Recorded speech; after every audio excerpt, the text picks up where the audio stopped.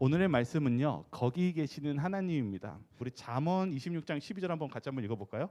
내가 스스로 지혜롭게 여기는 자를 보느냐? 그보다 미련한 자에게 오히려 희망이 있느니라. 여러분, 지혜가 무엇인 것 같습니까? 저는 다니엘이 떠오릅니다. 왕이 너는 지혜로운 사람이다. 혹시 또 지혜로운 사람 하면 어떤 사람이 떠오르십니까? 요셉이 떠오릅니다. 이 나라를 통치하는데 이 지혜로운 사람이 통치해야 되는데 요셉만한 사람이 없겠다.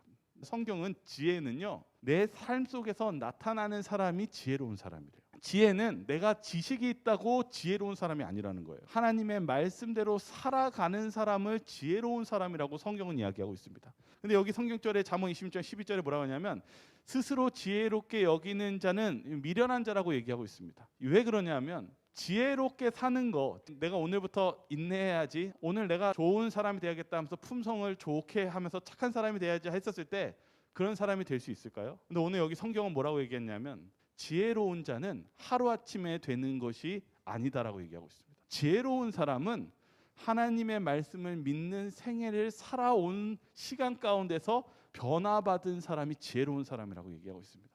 우리는요, 성화하고 하나님으로부터 변화받는 백성이 되어야지 참된 지혜로운 사람이 될 수 있다는 사실입니다. 정말 하나님이 원하시는, 그리고 여러분들이 정말 예수님답게 원하신다면 내가 오늘부터 뭐 착해져야지가 아니라 오늘 내가 주님을 만나야 삶을 저 여러분들이 사시기를 바라겠습니다. 제가 이번 주에 뉴스를 보면서 마음 아팠던 것이 있었습니다. 한국에 있는 사업가나 관광객들을 납치해가지고요, 캄보디아에서 정기 고문을 당하면서 실은 보이스피싱을 범죄 집단이 이번에 발견된 거예요. 화제가 됐는데 결국은 어떻게 됐냐면 실은 최근에 이 캄보디아 총리가 이 경찰을 보내가지고 체포하고 이런 일이 있었습니다. 저는 이 장면을 보면서 주님이 생각났습니다. 하나님께서는 우리의 죄악에 빠져 있는 우리를 아무도 구원해 줄 수 없을 때 우리를 위해서 예수님을 주셨다는 사실을 잊지 마시기 바라겠습니다. 여기 이사야서 59장 2절에 있는 말씀을 좀 같이 한번 읽어보겠습니다. 오늘 성소에 대해서 같이 배울 텐데요, 성소가 무엇인지에 대해서 같이 나누겠습니다. 오직 너희 죄악이 너희와 너희 하나님 사이를 갈라 놓았고 너희 죄가 그의 얼굴을 가리어서 너희에게서 듣지 않으시게 함이니라. 무엇이 하나님 사이를 갈라놨다고 이야기하고 있습니까? 죄입니다. 아담과 하와는 죄가 있고 나서 하나님과 같이 있을 수 없는 관계가 되었다는 사실입니다. 우리는 죄 때문에 하나님 없는 삶을 살게 되었습니다. 하나님 없는 삶이 무엇일까요? 그것은 장벽과 같은 것입니다. 우리는 하나님 없는 삶은 방향을 잃고 그리고 공허하고 무의미함에 빠질 수 있는 그러한 삶을 살 수 있다는 사실입니다. 로마서 8장 20절에 썩어짐의 종노릇이라고 써져 있어요. 원어가 뭐냐면 썩어짐의 종노릇은 마타이오테스란데 허영심과 허무함입니다. 하나님 없는 삶을 한번 살아보면 결과가 어디에 도착한다고 성경 기록하고 있냐면 허영심과 허무감이에요. 여기 유명한 연예인 있죠? 이분은 코미디언인데 뭐라고 고백하냐면 아버지가 되게 가난했대요. 그래서 자기가 무엇 하고 싶었어요? 성공하고 싶었고 돈도 많이 벌겠다 생각했는데 근데 뭐라고 했냐면 자기가 정말 솔직하게 하는데 일상 속에 내가 이렇게 이제 행복하고 정말 좋은 프로그램을 매일 하는데 허무했대요. 자기가 아버지처럼 안 살겠다고 하고 성공했는데 결국 느끼는 게 허무했다는 것입니다. 우리의 목마름과 우리의 갈구함이 있게 창조되어 있습니다. 하나님이 없으면 우리는 원래 목마르고 허무합니다. 출애굽기 25장 8절과 9절에 주님께서는 우리와 만나시길 원하시는데 특별히 어디에서 우리를 만나실 수 있냐면 바로 성소입니다. 우리 출애굽기 25장 8절과 9절 한번 읽어볼까요? 내가 그들 중에 거할 성소를 그들이 나를 위하여 짓되 물은 내가 내게 보이는 모양대로 장막을 짓고 기구들도 그 모양을 따라 지을지니라. 우리가 죄인으로서 하나님과 더 이상 관계할 수 없지만 하나님이 세우신 곳은 성소입니다. 그들이 나를 위하여, 내가 그들 중에 거할 성소를 그들이 나를 위하여 지어야 된다고 얘기했습니다. 우리가 하나님 만나려면요, 하나님의 방법대로 가야지만이 만날 수 있습니다.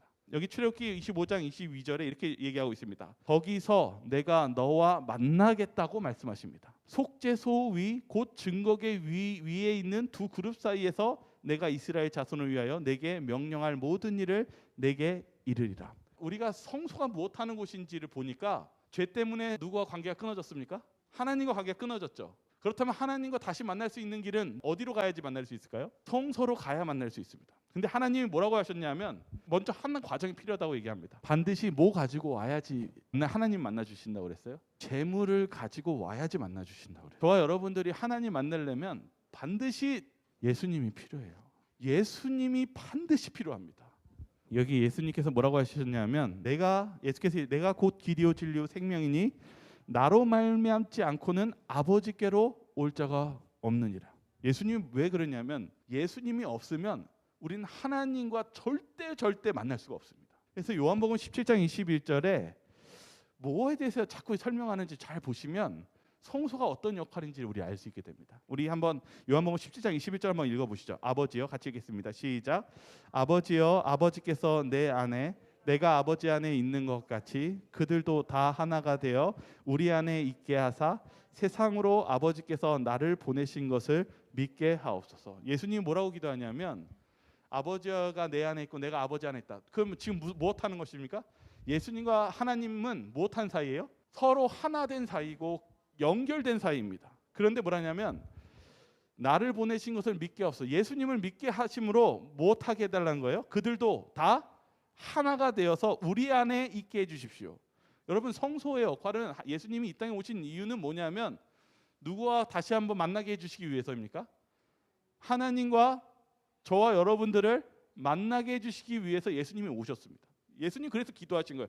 예수님, 제가 당신과 연결되어 있고 하나님과 연결되어 있는데 이 죄인들에게도 나를 믿게 해서 무엇하게 해달라는 것입니까? 하나님과 하나 되게 해주십시오. 여러분, 우리가 죄 얻기 전에는 하나님과 관계 맺고 하나였습니다. 그러나 우리가 죄가 있고 나서 더 이상 하나님을 만날 수 없게 되었습니다. 하나님 없는 삶이 어떤 삶이라고요? 공허하고 메마른 삶이고 내가 가진 거 있어도 허무한 그런 삶을 살 수밖에 없습니다. 우리 안에 마음에 공허함이 있다면 우리가 지금 누구를 만나지 않는 것일까요? 하나님을 만나지 않는 것입니다. 여기 요한복음 15장 4절 같이 한번 읽도록 하겠습니다. 내 안에 같이 읽겠습니다. 시작. 내 안에 거하라 나도 너희 안에 거하리라. 가지가 포도나무에 붙어 있지 아니하면 스스로 열매를 맺을 수 없음 같이 너희도 내 안에 있지 아니하면 그러하리라. 여러분, 마음에 열매가 없고 공허하고 사랑이 없는 것은 무엇이 없는 것입니까? 열매가 없는 것입니다. 예수님이 뭐라고 했냐면 내가 내 안에 거하라. 나도 그러면 너희 안에 거하고 포도나무에 붙어 있는 것 같이 스스로 열매를 맺을 수 없는 것 같이 너희도 내 안에 있지 아니하면 그렇게 된다고 말씀하십니다. 예수님은 우리를 하나님과 만나게 해주시기 위해 오셨습니다. 성소는 그러한 것입니다. 잠시 우리 영상 보시면서 이 성소가 하나님을 만나는 곳이라는 것을 생각하시면서 좀 더 자세히 좀 영상을 좀 보도록 하겠습니다. 좀 보시겠습니다. 죄송합니다. 음성이 안 나오죠? 잠시만요. 틀도록 하겠습니다. 다시 한번 풀겠습니다. 보시겠습니다. 동쪽인 성막의 입구로 들어와서 예물을 드리게 되는데 번제단을 기준으로 북쪽에서 예물을 드리는 사람이 가축을 잡습니다. 그렇게 해서 잡게 된 속죄물이죠. 가축의 피를 가져다가 번제단 네 모퉁이에 있는 번제단의 뿔에 피를 묻히고 가축을 번제단 위에다가 올립니다. 그렇게 태우게 되면 그것은 화제로서 하나님 앞에 향기로운 냄새로 드려지는 것이죠. 이제 기도를 번제단에서 조금 더 이동하게 되면 그 앞에 물두멍이 있습니다. 물두멍에서는 제사장들이 손이나 발을 씻도록 되어 있습니다. 이때 손이나 발을 씻지 않고 성막 안에 들어가게 되면 제사장은 반드시 죽게 됩니다. 성막 안에 있는 성소를 보면 그 바깥에는 해달 가죽으로 덮여져 있습니다. 그 안에 들어가게 되면 나오는 곳이 바로 성소입니다. 이 성소에는 제사장들만이 들어올 수 있습니다. 제사장들이 들어오면 제사장만 들어갈 수 부인 있는데 동쪽을 기준으로 서쪽인 지성소 앞에는 분향단이 있습니다. 네, 분향단. 이 분향단에는 그렇습니다. 지정된 향을 섞어서 만든 것을 태움으로써 거룩한 향기를 냅니다. 이게 기도입니다. 기도가 이제 성소에서 넘어가는 북쪽에 것입니다. 보이는 것이 바로 떡상입니다. 떡상, 떡상은 12떡상, 하나님 앞에 떡을 차려서 놓는 것을 말하는데 12지파들이 먹었던 12장의 떡상을 얘기합니다. 진설병을 두 줄로 6장씩 쌓아 놓습니다. 그리고 성소의 남쪽에는 7족대가 살구나무 꽃 있습니다. 모양을 한 등잔대가 있습니다. 이 성소 안에 더욱 거룩한 곳은 바로 지성소입니다. 지성소에는 대제사장만이 들어갈 수 있는데 1년에 딱 하루 있는 속죄일에만 들어갈 수 있습니다. 이 지성소 안에는 언약궤가 있습니다. 언약궤 위에 있는 것이 바로 속죄소인데 그룹이라고 하는 천사 두 명이 서로 날개를 맞대고 언약궤를 덮고 있는 모습을 가집니다. 법궤 안에는 세 가지 물건이 들어 있습니다. 첫째는 시내산에서 모세가 하나님께로부터 받은 두 돌판이 있고, 두 번째는 광야 40년간 하나님께서 먹여주신 만나, 그리고 세 번째는 아론의 쌍난 지팡이입니다. 이렇게 해서 보면 이스라엘 백성은 이 법궤를 40년 내내, 그리고 가나안 땅에 들어와서까지도 하나님께서 주신 말씀을 기억하고 일용할 양식을 주신 하나님을 기억하면서 이 법궤를 늘 기도와 예배의 중심에 놓았던 것을 볼 수 있습니다. 하나님께 나아오는 그 마음을 배우기 위해서 우리는 구약 성경에 나오는 성막에 대해서 알아볼 필요가 있습니다. 성막에 대해 자세하게 묵상한다면 우리가 하나님께 어떤 마음으로 예배를 드려야 되는지 확실하게 알 수 있을 것입니다.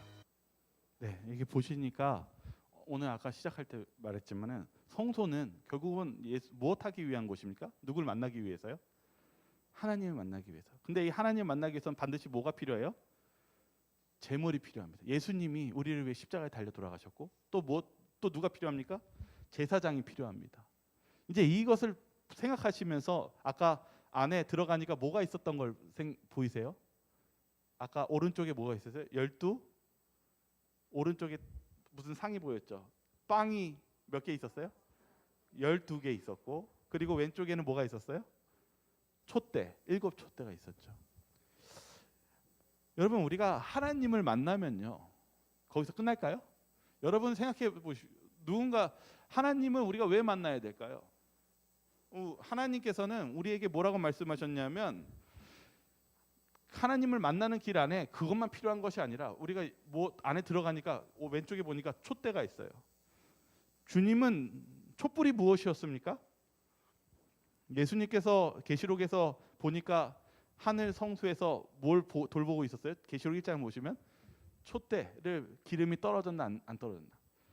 이 성령을 얘기합니다. 예수님께서 성령을 주시겠다고 약속하셨죠. 성령은 실은 능력이며, 그리고 우리에게 주시는 변화에 체험하는 그 모든 것의 능력이 이 성령에서 나옵니다. 예수님이 회개하고 하면 예수님이 하나님 만나게 해주겠다, 끝이 아니라 무엇 해주시겠다는 것입니까?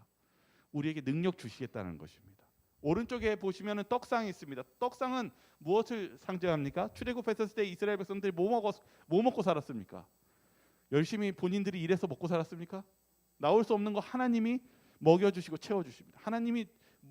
우리가 하나님을 의지하고 하나님 만나면 하나님 무엇 해주시는 걸 우리가 알 수 있습니까? 우리의 힘으로 할 수 없는 그 능력을 주시고 우리가 채울 수 없는 것을 채워주시는 하나님의 그 책임이 거기 안에도 포함되어 있습니다. 여러분, 우리의 사는 인생이 생각보다 복잡합니다. 여러분, 하나님 만나시면 끝납니다. 그게 아니라 하나님은 우리를 뭐라고 얘기하셨냐면, 여기 보시면 요한복음 14장 18절에 이 제자들한테 자신이 결국은 떠날 것이라 얘기하셨을 때 예수님이 뭐라고 얘기하셨냐면 14장 18절에 내가 너희를 같이 한번 읽어볼까요? 시작. 내가 너희를 고아와 같이 버려두지 아니하고 너희에게로 오리라. 예수님은 뭐라고 했냐면 너네 고아와 같이 혼자가 아니야. 이거 좀 더 자세히 보면 뭐냐면 너희 아버지 없는 자식 아니야. 또 좀 더 자세히 풀면은 아버지가 어떤 존재냐면 필요한 거 채워준 부양자잖아요. 너희 필요한 거 채워주시는 아버지니까 하나님이 너희들 채워주실 거야. 이 얘기하신 거예요. 예수님이 나 떠나는데 너희들 고아와 같이 버려두지 않는다는 것은 내가 너희들 책임져 줄 거야. 내가 너희들 필요한 거 다 채워주고 도와줄 거야. 여기 뭐라고 적혔냐면 컴포르타레는 힘을 주시는 분이야. 이렇게 약속하셨습니다. 예수님은요, 우리에게 하나님과 연결시켜 주시는 동시에 그 안에서 무엇 하시냐면 성령을 부어주시면 능력 주시고, 그 다음 뭐 주세요? 우리의 배고픔과 이 문제를 채워주시는 하나님이 돼주시겠다고 약속했다는 사실입니다. 그렇다면 우리 하나님께 갈 필요 있습니까? 그것만이 아니라 우리의 구원을 다 책임져 주시는 것뿐만 아니라 우리의 삶을 이끄시는 하나님께 한번 맡겨보셔야 되는 거 아닙니까? 오늘 제목이 뭐냐면 거기 계시는 하나님입니다. 우리가 때로는 하나님께서 우리를 만나기 원해서 예수님을 보내주시는데 이 유대인들이 예수님을 만나기를 거절해요. 근데 우리의 신앙이 어떨 때가 많냐면 하나님 믿는다고 하고 예수님 믿는다고 얘기했지만 하나님을 만나지 않는 삶을 살고 있다는 사실입니다. 예수님이 우리를 만나시고 싶어 하시는데 저기 계십니다. 여기 계시지 않고 거기 계십니다. 우리가 주님을 만나기 위해 주님의 두드리는 그 문을 열 준비를 해야 되지 않겠습니까? 여러분, 우리가 주님을 만나야 됩니다. 여러분, 이제 우리가 아까 보신 것처럼 우리가 하나님 만나려면 뭐가 필요한 것 같습니까? 아까 시작했을 때 보니까요. 뭐 필요합니까? 뭐 끌고 갑니까? 예, 재물 끌고 갑니다. 예수님이 그렇게 이번 교과 시간에 왜 회개를 이끄시는 줄 아십니까? 예수님이 필요하기 때문입니다. 하나님 만나려면 여러분, 예수님이 반드시 필요합니다. 여러분, 오늘 아까 이제 얘기했을 때 이제 다 보셨어요. 뭐 보셨냐면 하나님 만나려면 여러분 누가 필요한지 아주 명확하게 이제 아셨어요. 누가 필요합니까? 예수님 필요합니다. 그러면 이제 다음 이야기를 할게요. 하나님 예수님 통해서 하나님 만나셨어요. 이제 어떻게 하시겠습니까? 이게 제 질문입니다. 여러분들은 하나님과 만나시면 그 다음 어떻게 하시겠습니까? 예수님을 통해서 여러분 하나님 만나게 되는데 그 다음에 어떻게 하시겠습니까? 또 다른 표현 얘기할게요. 여러분이 정말 사랑하고 좋아할 만한 어떤 친구를 만나게 되었어요. 정말 이 사람과 친해지고 싶어요. 그 다음에 어떻게 하시겠습니까? 네? 대화하고 싶어요? 그 다음에 뭐 하고 싶습니까? 제가 그러면 좀 여러분이 이해를 돕기 위해서 좀 더 다른 말로 할게요. 여러분들이 뭐 결혼하신 분들은 아주 다시 그 연애 때로 돌아가시면 정말 이제 여러분들이 배우자를 만나고 이성을 만났을 때 어떻게 하시겠습니까? 만나게 됐어요. 어떻게 하시겠습니까? 그래, 오늘 만났으니까 이제 우리 끝났다, 잘 가, 이렇게 끝나시겠습니까? 어떻게 하시겠습니까? 다들 웃으시죠? 왜냐하면 여러분들이 자녀를 낳고 했었을 때 어떻게 하셨습니까? 아주 적극적으로 어떻게 하셨습니까? 네? 전화번호 물어보고 뜬금없이 저녁에 전화하고 뭐 하냐고 하면서 나도 그거 좋아하는데 같이 가자고 그러고 어떻게 합니까? 그 다음은 깊은 관계로 넘어갑니다. 주님은 우리에게 만나시기를 원하시는데 하나님, 예수님 만났습니다. 그 다음에 예수님과 무슨 관계를 가져야겠습니까? 이제 깊은 관계를 들어가야 됩니다. 주님과 깊은 관계를 들어가는 거, 이거 어떻게 우리가 주님께 나아가야 될까요? 지금 말씀하신다. 말씀을 듣고 순종하고 기도하고 믿음의 생애, 말씀대로 살아보는 그 깊은 관계가 필요합니다. 여기 보시면은 우리가 정말 무엇 해야 되냐면 하나님 만나면 깊은 관계를 들어간다. 친한 친구의 관계. 그러면 무슨 일이 일어나냐면 여러분, 친구도 깊이 사귀면 어떻게 됩니까? 그 친구의 말을 이제 어떻게 하게 됩니까? 혹시 여러분들은 정말 뭐 친구와 연인이 만났을 때 그 연인이 하는 말 아니면 친구가 하는 말 들으면 어떻게 합니까? 경청하게 되고요. 그리고 뭐 어때요? 자신의 어떤 생각과 판단을 그에게 맞춰주고 따라갑니다. 마찬가지입니다. 우리가 하나님과 깊은 관계를 들게 되면 우리는 하나님의 말씀을 들으려고 하고요. 하나님의 말씀을 순종하고 그렇게 살려고 합니다. 그게 믿음이며 순종입니다.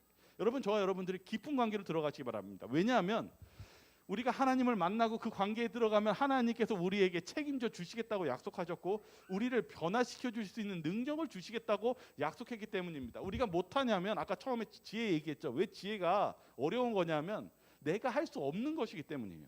지혜는 하나님께서 우리를 통해서 변화시키는 그 능력을 통해서 변화되는 것인데 자꾸 우리는 지혜로운 척하거나 지혜가 있다라고 생각합니다. 그게 어리석은 것입니다. 여기서도 우리가 변화되는 것은 우리의 힘이 아니라 주님의 능력으로 바뀌는 것입니다. 여기 로마서 5장 8절 한번 읽어볼까요? 왜냐하면은 이제 다시 처음으로 가요. 뭐냐면 우리가 어떻게 예수님께 나아갈까? 아주 쉽죠. 아까도 얘기했지만 예수님이 십자가가 있으니까 예수님 양을 들고 가야지. 여러분, 근데 그게 어려운 거예요. 우리가 가만히 있어 예수님께 나아가라고 하는데 우리가 못하냐면 아무 마음의 그 변화 없이 뭐 예수님 나를 위해 돌아가셨지 하고 가는데 성경은 뭐라고 얘기했는지 보도록 하겠습니다. 로마서 5장 8절입니다. 우리가 같이 읽겠습니다. 시작. 우리가 아직 죄인 되었을 때 그리스도께서 우리를 위하여 죽으심으로 하나님께서 우리에 대한 자기의 사랑을 확증하셨느니라. 뭐라고 얘기해요? 우리가 아직 죄인 되었을 때. 여러분, 우리의 상태가 우리가 언제 예수님께 가야 되냐면 아마 우리는 이런 생각합니다. 야, 내가 진짜 죄인이고 내가 뭐 하니까 이제 예수님께 가야, 그때 되면 가야지. 아니면 내가 이제 좀 형편이 나아지고 그리고 내가 믿음이 커지면 그때 예수님께 가야지. 그게 아니라 예수님은 언제부터 찾아왔냐면 우리가 아직 죄인 되었을 때에 예수님은 이미 우리에게 십자가에 달려 돌아가셨습니다. 왜 그랬습니까? 우리 자체는 사랑이 없고요. 우리 자체는 원래부터 하나님께 갈 수 있는 그런 능력과 그 마음 상태가 원래부터 없는 존재이기 때문입니다. 여러분, 하나님 만나기 위해서 아까 성소에 대해서 얘기했지만 우리가 어떻게 하나님께 갈 수 있습니까? 아주 아까 심플하게 얘기합니다. 네, 예수님의 십자가를 통해서 우리가 주님께 나아갑니다. 여러분, 이거 잊지 마시기 바랍니다. 여러분 예수님 하나님 만나고 싶으시면 여러분이 지금 이 사람이 지금 성소에 가기 전에 뭐 하고 있습니까? 뭐 하고 있어요? 오늘 성소에 하나님 만나기 위해서 뭐 준비하고 있습니까? 양을 준비하고 있어요. 새끼 양이 울고 있는데 오늘 얘를 목에 둘러서 밧줄로 맨 다음에 끌고 가려고 하고 있습니다. 여러분이 정말 하나님과 만나고 싶으면 여러분이 사랑이 없는 거 인정하시고 예수님의 십자가를 들고 가시기 바랍니다. 여러분이 예수님에 대한 십자가를 바라보지 않고 주님께 나간다면 여러분 안에서는 결코 사랑이 있을 수가 없습니다. 예수님의 십자가의 사랑을 우리가 봐야지만이 우리가 그 사랑에 감동돼서 주님 앞에 나갈 수 있는 것이지, 우리 스스로가 어떤 것도 주님 앞에 나아갈 수 있는 힘과 능력이 없다는 사실을 잊지 마시기 바랍니다. 여기 뭐라고 적혀 있냐면 높임이라는 248페이지에 이렇게 적혀 있더라고요. 우리가 십자가 밑을 서성거릴 때 우리는 하나님의 사랑의 희미한 개념을 가지게 되면 이제 조금이나마 알 수 있다는 거예요. 희미한 개념. 그리스도에 대한 우리의 명상으로 우리는 오직 측량할 수 없는 사랑의 가장자리를 서성거리는 것뿐이다. 그분의 사랑은 바닥도 해변도 찾을 수 없는 넓은 대양과도 같다. 모든 참된 제자들 안에 이 사랑은 거룩한 불과 같이 마음의 제단 위에 불타고 있다. 여러분, 우리가 어떻게 갈 수 있는 거냐면 예수님이 십자가를 바라봐야지만이 우리가 그 힘을 통해서 하나님의 사랑 때문에 우리가 주님 앞에 나갈 수 있다는 사실입니다. 여러분, 하나님 만나고 싶으십니까?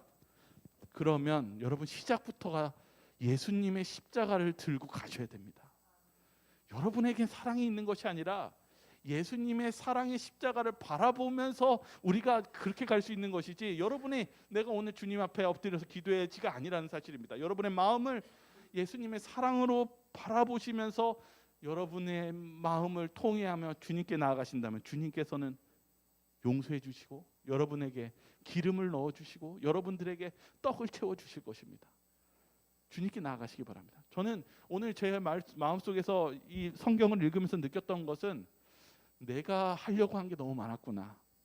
내가 할 수 있는 것은 없고 내 마음 자체도 너무나 사랑이 없는 부족한 자인데 예수님의 십자가를 바라봐야지만이 그 사랑을 통해서 내가 그 다음을 은혜로서 할 수 있다는 걸 깨달았습니다. 여러분, 성소는요 여러분이 하는 것이 아니라 모든 과정이 은혜입니다. 여러분, 이 십자가에 달려주신 그 어린 양은 하나님의 선물입니까? 여러분의 노력입니까? 하나님의 선물입니다.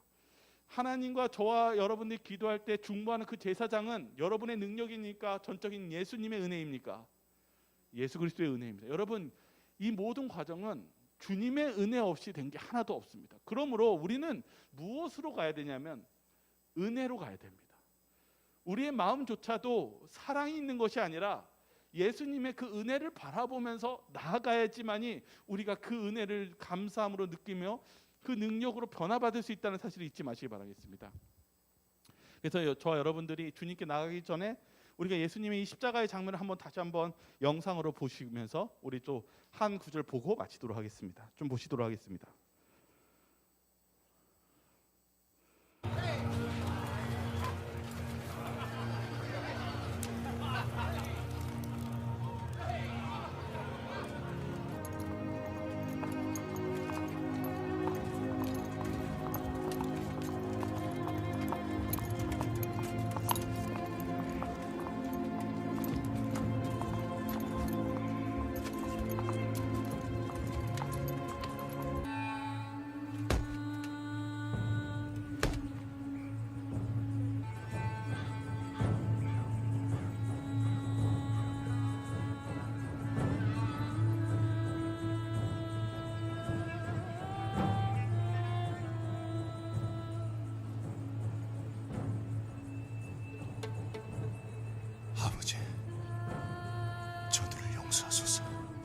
무슨 일을 하든지 알지 못함이니이다. 아버지, 저희 영혼을 아버지 손에 부탁하나이다.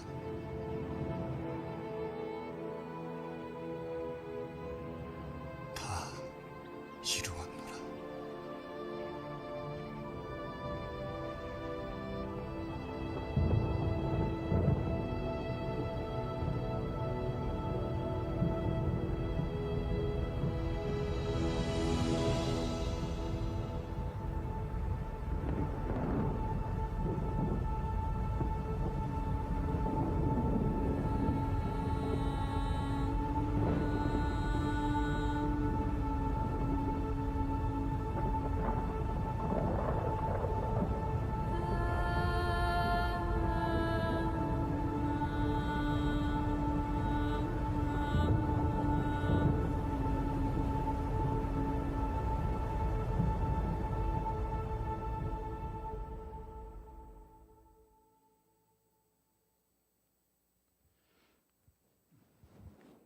네, 이 장면을 생각하시면서 시대의 소망에 있는 756페이지의 장면을 보시면 좀 더 이 장면들이 좀 더 자세히 느껴지실 것입니다.